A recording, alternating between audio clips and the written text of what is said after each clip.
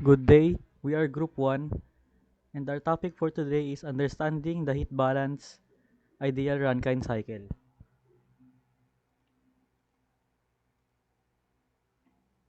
Rankine cycle, a thermodynamic cycle that converts heat into mechanical work, primarily used in power plants. Ideal Rankine cycle, a key aspect of analyzing this cycle is the heat balance. The Rankine cycle is the fundamental thermodynamic process widely used in power plants to convert heat into mechanical work, which is then typically transformed into electricity. It operates in a closed loop with water or steam as the working fluid. Moving through four key stages, first is pressurization by pump, then heating in a boiler to produce steam, and expansion through a turbine to generate work, and condensation back to liquid in a condenser. The ideal Rankine cycle assumes that both the pump and turbine operate isentropically without energy losses, maximizing efficiency and serving as benchmark for real-world power cycles by increasing the temperature and the pressure of the steam entering the turbine. The efficiency of the cycle can be improved, making the Rankine cycle a cornerstone of modern thermal power generation.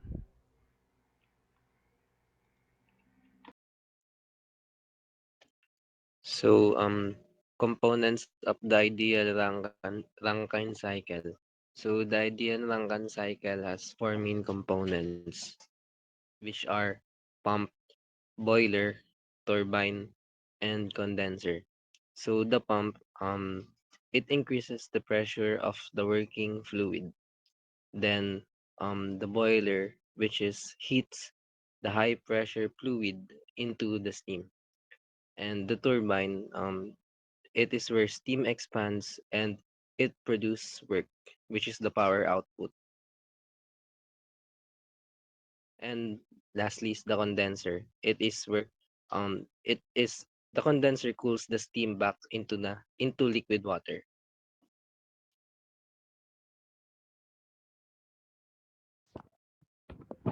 So, Rankine cycle consists of four main components. First is the boiler or heat addition.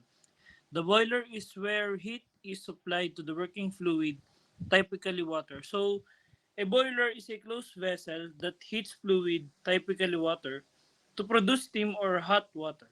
It is essentially functions as a heat exchanger, converting energy from fuel like gas, oil, or electricity. So into heat that is transferred to the water, causing it to boil and generate steam or become hot water.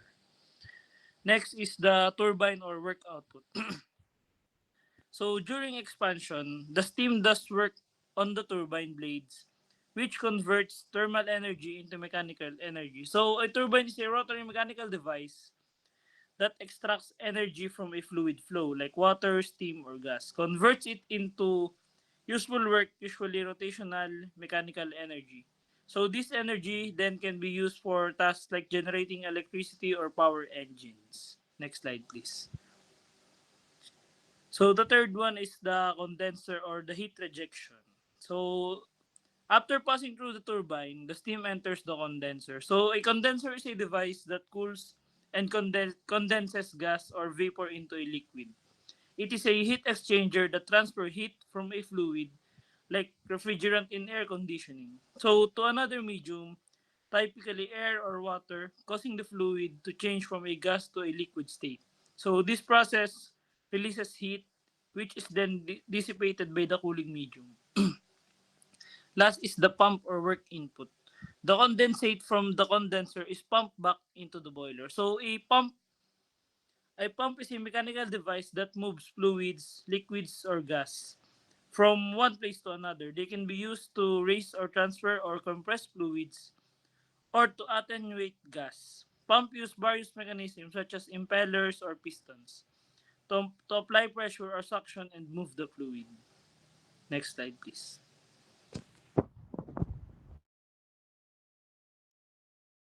So next is process of the ideal Rangan cycle. So from point 1 to 2, acentropic compression, which is yung pump. So compressed liquid water is pressured by a pump, raising it from the low pressure state in the condenser to the high pressure state needed for the boiler. Next is yung point 2 to 3, constant pressure heat addition, which is yung boiler. So, high pressure water absorbs heat and transforms into superheated steam when it surpasses its boiling point without turning into liquid.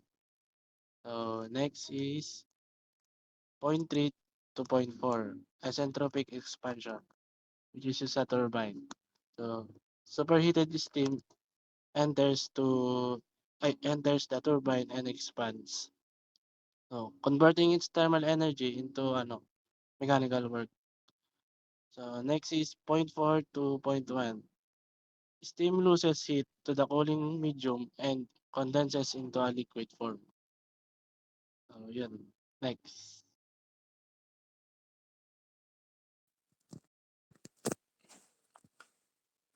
So, energy and heat balance in the ideal Rankine cycle. So, the Rankine cycle in thermodynamics using steam power plants convert heat into mechanical work. So, in the ideal Rankine cycle, all processes are assumed to be reversible and there's no losses due to friction, heat transfer to the environment or other inefficiency. So, the energy and heat balance help is to understand how energy is added, converted, and removed in the cycle. First, the energy input in the boiler. So heat is added to the work fluid, usually water, in the boiler, where it is converted into high pressure steam. So heat input equation, so Q in equals to H1 minus H4. So the H1 is a specific enthalpy of steam leaving the boiler. So H4 specific enthalpy of the liquid entering the boiler. So the difference between H1 and H4 so represent the amount of heat absorbed by the fluid into a boiler. So number two, work output from turbine. So the high pressure steam expand through the turbines, doing work by rotating the turbine's blade. So work output equation. So work turbine equals H1 minus H2. So H1, it is a specific enthalpy of steam entering the turbine. H2, specific enthalpy of steam leaving the turbine. So this different represents the mechanical work produced by this steam expansion. So next, number three, heat rejected in the condenser. So after leaving the turbine, the steam enters the condenser where it releases heat to the surroundings and condense into liquid. Heat rejected equation Q out equals H2 minus H3. So H2 is specific enthalpy of steam entering the condenser. H3 specific enthalpy of saturated liquid living in the condenser. The release heat Q out is a typical transfer to the cooling medium like a water or air. Number 4, work input to the pump description. So the pump increase the pressure of liquid water from condenser pressure to boiler pressure. Work input equation, work pump equals H4 minus H3. So H3, enthalpy of saturated liquid from condenser, H4, enthalpy after being pressurized by the pump. This is actually small amount of work compared the turbine output. 5 network output of the cycle. This useful work output of the entire Rankine cycle. So network equation, work net equals a work turbine equals work pump equals siya sa H1 minus H2 minus H4 minus H3. So the network of the difference between the turbine work output and the pump work input. This is actually mechanical work available to generate electricity. Thermal efficiency, the last. Um, Efficiency of Rankine cycle is the ratio of network output to the heat input. So, equation is um, efficiency equals the work net over Q in. So, work net is H1 minus H2 minus H4 minus H3 and over sa QE na H1 minus H4.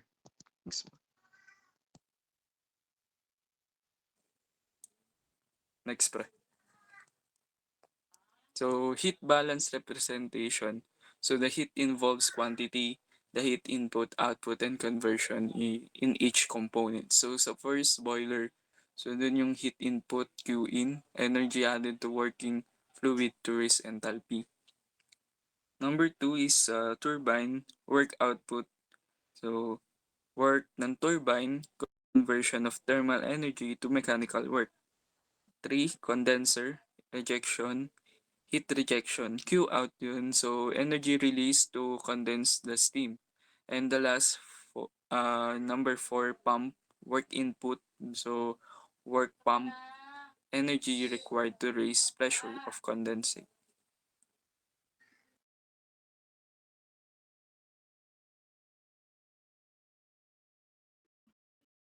Key observation. First is ideal assumption. No friction losses or heat transfer to the surroundings. All processes are internally reversible.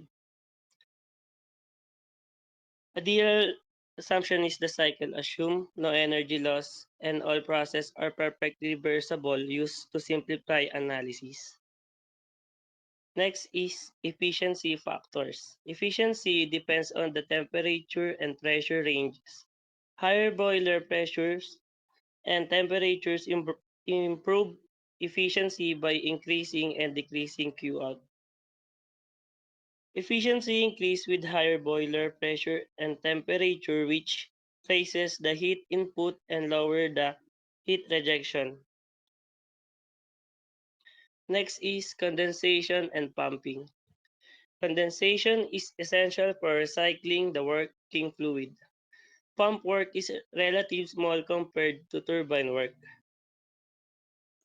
Condensing steam is essential for rescuing the fluid, and pump work is much smaller than turbine work. Lastly, thermodynamic optimization.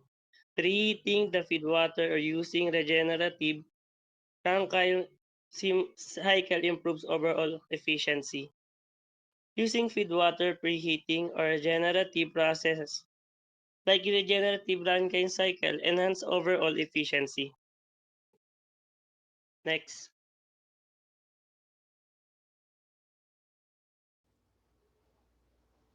Next slides po natin is conclusion. The ideal Rankine cycle offers a foundational understanding of energy conversion in power systems. Its heat balance provides insight into the energy input, output, and losses, enabling engineers to design more efficient and sustainable power plants.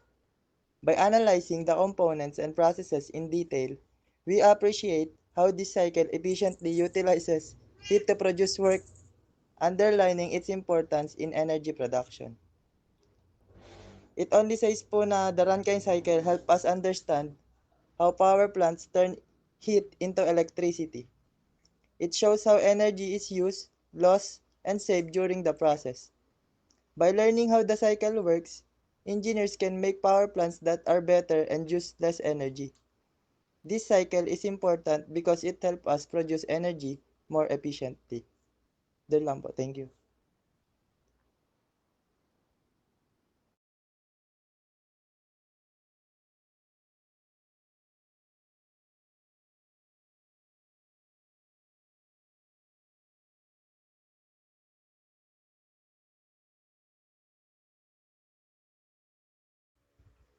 Hi everyone, I'm Apran Carlos Miguel R. I'm Emmanuel Janjus Balangge. I'm Julius Yuri, Idumalaon. Isaac Luis A. Manlangit. Hi, I'm Kyle Christian Natividad. I'm Hans Stephen A. Nava. Hi, I'm Ralph Rainier DC Reyes. And once again, we are Group 1. Bye-bye. Oh boy! Bye.